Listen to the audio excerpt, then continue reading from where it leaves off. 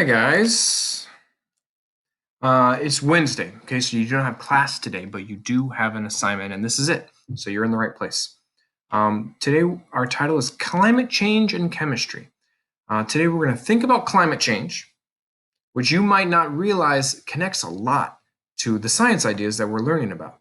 Um, Scientists who are studying climate change have to know about particle motion and thermal energy in order to predict what the consequences are. So today we're going to learn a little bit about the consequences of climate change and try to make some connections to both what we know about particle motion and also to our homes, families, and cultures a little bit too in a homeschool connection assignment. Okay, so what do you already know about climate change? What did you learn last year? I want try to finish these two sentences. If you realize you don't know that much, there's a couple of really cool videos down here. One is called Drowning Islands, The Sea Swallows Samoa. Another one is called Climate Change in the Pacific Coasts. This one is narrated by Neil deGrasse Tyson, who's a famous scientist, a future scientist of the day. Watch one, watch both if you have time. They will give you a lot of information about how climate change is affecting real people and affecting maybe a place that your family is from or your friends' families are from, people in our community. Okay, so I'm going to share with you a scientist of the day, and we're going to do a reading and watch some videos about climate change, thinking about sea levels. You have homework that you could either try to get done today or at least by Sunday. It's another homeschool connection like the one you did before when you interviewed a family member about what they thought science was. There's a quick exit ticket at the end. This is Tekanang. I'm actually not sure exactly how to say his name. You might realize that he's a young person. He's only like 22 now. He's a climate change activist from Tuvalu. His whole thing is he spreads awareness and organized efforts on his island nation. Tuvalu is a very low-lying island, and so there is a lot. And I think the country is actually made of a few different islands, but the highest place might only be a few feet, 5-10 feet above sea level, which means when the waves are coming and the waves are getting higher, climate change, as we'll learn today, makes the sea levels rise up. It's starting to flood more and more and potentially could put the entire island nation underwater, which means there's a whole culture of people that would have to leave. And you can realize the social justice implications of that for sure. This is a direct quote that I took from this article, and I'll fix this so we can see down here. But there's an article here about Greta Thunberg, who you might have heard of, but also a lot of other climate activists from all over the world, all young people. So read about it, learn about other climate activists for sure, and we might make a few of them scientists of the day. A lot of people are panicking. They're thinking of migrating to other places. Most of all, we don't want to lose our nationality. We're Tuvaluans. In our home country, you can be yourself. You can speak Tuvaluan. You speak your language with your tradition and culture. So I can't see that last line. And your free will. So some people might argue, and I used this as a scientist of the day last year, and some students asked me, but is he really a scientist? And I would argue definitely. If this young person, a lot of other young people are listening to scientists, they're learning the science of climate change, and they're going to the people in power, the people that are older than them, the leaders of their countries, the leaders of the world, and telling them, we care about this. This is something that we are worried about, and we need you to take action to stop climate change, because it's going to affect us in our lives, because we're going to live a lot longer than you old people. And so I totally believe that he is a scientist. He's using science, and he's using it not just as a lab coat with a beaker in a laboratory, right? But he is learning about science and then wanting to change the world to make it a better place using that science. Today, we are going to read and watch videos about the effects of climate change. And I want to make it very clear that this is important to what we've been learning in chemistry class, because to understand the effects that we're talking about, we need to understand how particle motion makes a substance expand, like water expand when thermal energy is added, like this thermometer. Remember, the water goes up in a thermometer when you add heat, when you heat the water. And we also need to know more about particles and how their states are changing, how they might change between a solid, liquid, and gas, which we'll learn more about later this week.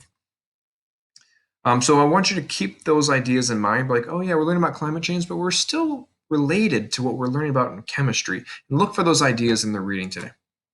So before we do the reading, there's a couple of vocabulary words I just want to make sure that we're all on the same page about. When I'm talking and you're reading about sea level, that's the height of the water of the oceans and the seas. If you walk down to the beach, the sea level is down there, and then the tides come in and out, so the sea levels go up at higher and higher, but they might go up even higher sometimes, and over time, that high tide line that normally is if you're at the beach, maybe in Burien or in SeaTac, Normandy Park, those high tide levels are kind of right where all the logs are. That level is getting higher and higher and higher. In some places in the world, it's much higher than others. So we're saying that those are rising, they're becoming higher. And you can see in this picture here how kind of demonstrating that maybe 120 years ago it was down here, and in 2000, a little before you guys are born, it's a lot higher. That's only 100 years. That's a lot for a person, but not a lot for a planet or a society. It's only a few generations ago. In 2040, it's even going to be even higher. That's not that long from you guys. We're using the word vulnerable today. Somebody or a group of people who are vulnerable means they're at risk. They need more help. They're more likely to have the negative impacts. And we're talking about low-lying countries, countries where they don't have big mountains. They're not, the ocean's down here and the whole country is up here. These are countries that barely are higher than the sea level.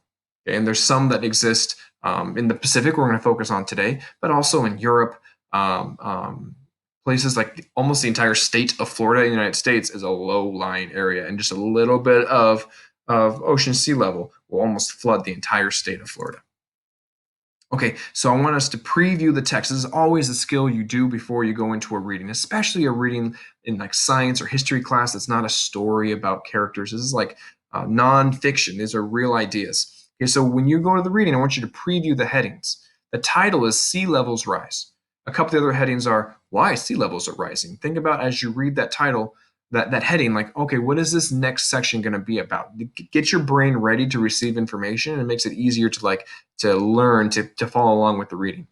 The second page is called Consequences. Consequences. Okay, so also as you're reading, preview the images. This is going to be the first image you look at. You might look at it and go, what is this? There's a cow here, there's a person here, there's like ice, ocean, there's arrows. It doesn't give you a full idea about the greenhouse effect, which is a part of climate change, but it gives part of it. There's also a map, and I'll move myself out of the way here. There's a map here of the South Pacific. So if you're reading about island nations, you don't really know where they are, there's a bunch of them. Tuvalu, Kiribati, Samoa is down here, Tonga, Micronesia, Marshall Islands, Philippines is up here. Here's Australia and New Zealand, and you can kind of see that on this part of the map here is Seattle is up here, South America, Africa, and then we're talking about kind of this area around here. And then if you don't know much, in order to read successfully nonfiction, it helps to have some background knowledge. So as you read new ideas, they might not start from like base level. It might not explain to you exactly what's going on, but instead give you new information that you could stick into your background knowledge. So in order to build on some of that background knowledge, go back to the Do Now, watch a couple of those videos, watch this video. It's a short video about how NASA is taking evidence that sea levels are rising and why that's happening. Maybe ask yourself, what do I already know? Maybe you already know about cultures in these places, and that will help you in your reading. Maybe you already have learned about global warming, and that will help you in your reading. Maybe you don't. And again, go back and watch some of those videos, look up some other things.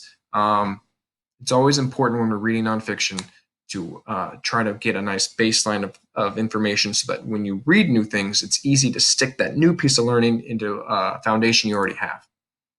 Okay, so now it's time to read. You have a couple of options. You can go to Google Classroom and open your reading there. You should open a Google Doc. You can annotate. You can do things like underline words you think are most related to what we've been learning about in class. Maybe you can copy and paste this pink star. You can Control C to copy it and put it next to an idea that you found surprising or interesting. And you can hit Control V, which pastes. I don't know why it's a V, but that's what it is. Go ahead and put a big question mark next to something you have a question about or you want to know more about. It helps when we're annotating. It gets us like interacting with the text. It helps us process what we're learning and remember it as well. This is kind of what the picture, the text looks like. So this is what you'll find when you open it on Google Classroom. However, if you start to read and you realize there's some big words, or you just are feeling like you want somebody to read it out loud with you as you read along, this video right here, I read it out loud, the whole thing. Took me just a few minutes. Follow along with me. Maybe you read it and you hear the words. That helps you make connections as well. That's fine. Okay, if you've done the reading and you've done the videos before you do your exit ticket here, I want you just to know that you do have an assignment due on Sunday. It's the homeschool connection number 2. It kind of looks like this. It looks like the one you did on the very first week of school. You're going to talk to an adult about what you're learning in class for this assignment, and you're going to talk to them about some questions here. I want it to be a conversation you're having, so it's not just like, here's a question, write down what they say. I'd much rather it be like, hey, can I talk to you about what I'm learning in school? Because you're home all the time, and I don't get to make that connection really clear for you all the time. So this is one way where it's like, hey, what you're learning about might connect to your family, to your culture, to your history, to your future. And so that's one thing I want you to do with this assignment, is to try to make those connections really clear for you. It makes you care more about what you're learning.